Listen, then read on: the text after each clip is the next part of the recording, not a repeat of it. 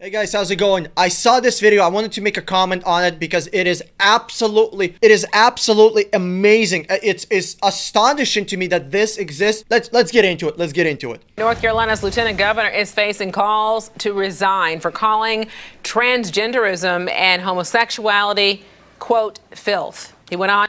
I want to say thank you to Fox News for covering this story and for bringing light to this absolutely crazy situation. You know what? I did not think that Fox would ever air something like this. I did not think that they would ever do it, but thank you so much for doing it. It's a type of network that I can really get behind. You can really trust them. Fox really has moral compass, in line. They know what they understand what the people want. They understand what the people want. On to be able to say that children shouldn't be told about it. As our Will Lewis reports, members of the LGBT community say his comments are offensive, hurtful, but nothing new.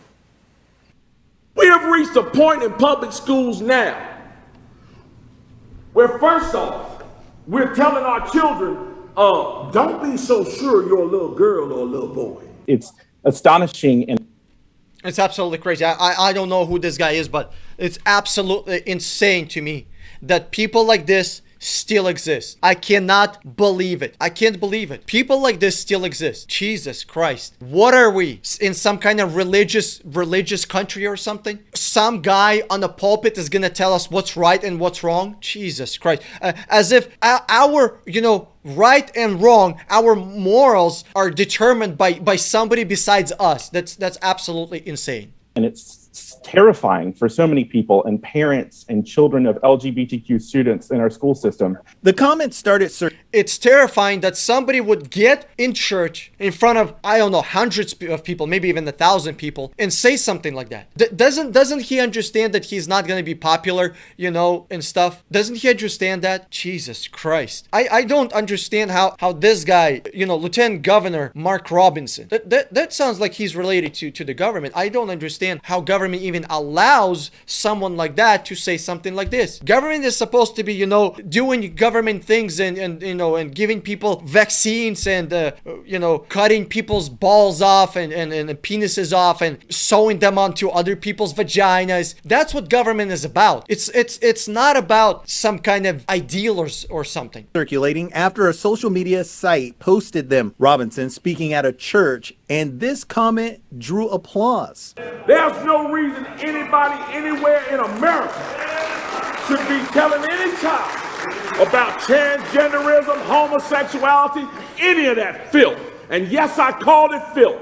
And if you don't like it that I called it filth, come see me and I'll explain it to you. When he said, wow, that's crazy. There's a guy out there that's saying that sodomy is filth. I mean, essentially what he's saying is that sodomy is filth. You know how sodomy, brings AIDS, right? He's saying that AIDS are filth. What kind of society do we live in where somebody is saying to us, don't teach your kids about sodomy, don't tell them to participate in sodomy, don't tell your kids to get AIDS? It's absolutely insane that somebody from the government, this guy is, if I understand, he works for the government, is out there publicly in church, in a religious organization, saying to everybody that's there, don't participate in sodomy, don't cut off your balls, don't cut off your dick, stop stitching balls on vaginas, stop stitching penises on vaginas. as these issues, what he's really saying are these people, these kids don't belong in our schools, that these kids are the things he said, right? Cameron.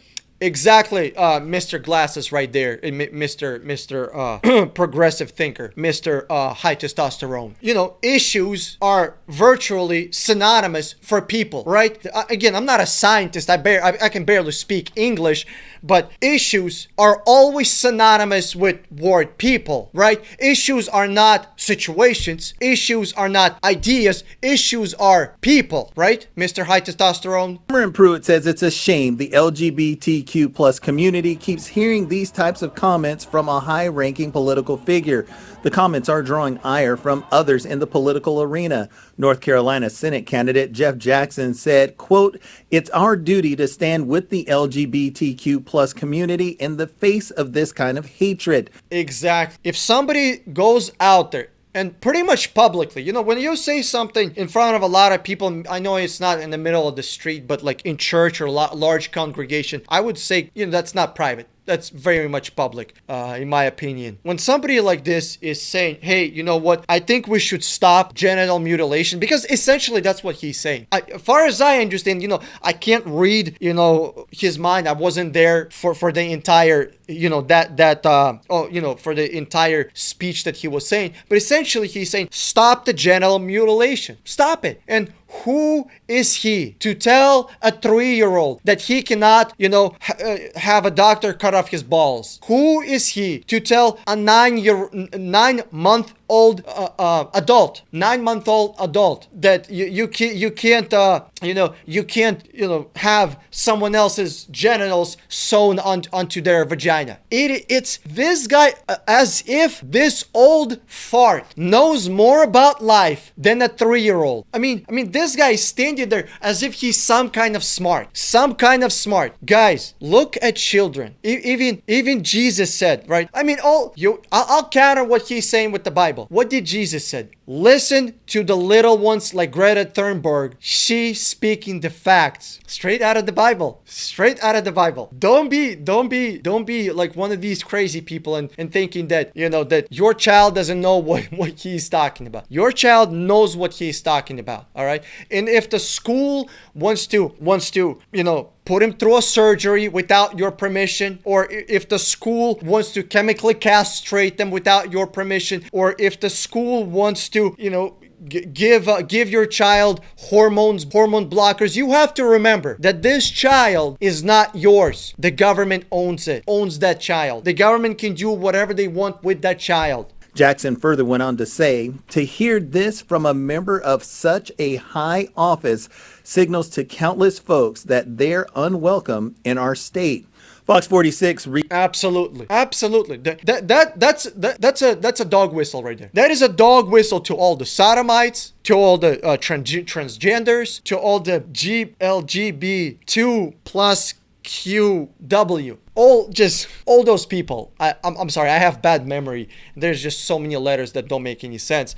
It's really hard for a sodomite to hear something like that and move into that state. Can you imagine if all the governors said that? Where would all these sodomites go? Where would all those sodomites go? Where are all the transgenders supposed to go, right? If communities say, you're disgusting, I'm not dealing with you, I don't want you around my children, whose children are they going to be around? If you tell, you know, somebody that you know that is sexual criminal, right? If you're tell a sexual deviant or a sexual wicked person, right? You can't be around my children. Whose children are they supposed to be around? You have no consideration for these people's, you know, sexual needs and sexual desires towards your children. It's absolutely astonishing. Reached out to Governor Roy Cooper's office, and a spokesperson wrote, quote, to hear anyone, and especially an elected official, use hateful rhetoric that hurts people and our state's reputation. Exactly. Thank you so much, Fox, for standing for truth, for having moral compass to understand that we should not allow hateful speech and rhetoric and all sorts of facts to be used to, you know, to brainwash our communities. This is an example of an elected official pushing discrimination against our community. Exactly. Listen to this human, I think. Lieutenant Governor Mark Robinson's office did release a statement as well, in part saying that these subjects should be taught at home and not in public education. Okay, here's the deal. How are kids supposed to cut off their penises, their genitalia, if somebody in school doesn't teach them that they need to? How are we supposed to have a bunch of transgenders and bunch of sexual ambiguous people? I don't know what's the right way to call them. See, it's really like a sloppy joes down there. It's a mess. All right. How the parents aren't going to teach their kids, you know, well, majority of parents Majority of parents are gonna be teaching their kids that, hey, listen, I know you're already 3 years old. You've been looking at that, at your wiener for 3 years. When are you gonna be cutting it off? When are you gonna be getting rid of those balls? Oh, I know you don't know what they are, but you have them. You need to get rid of them.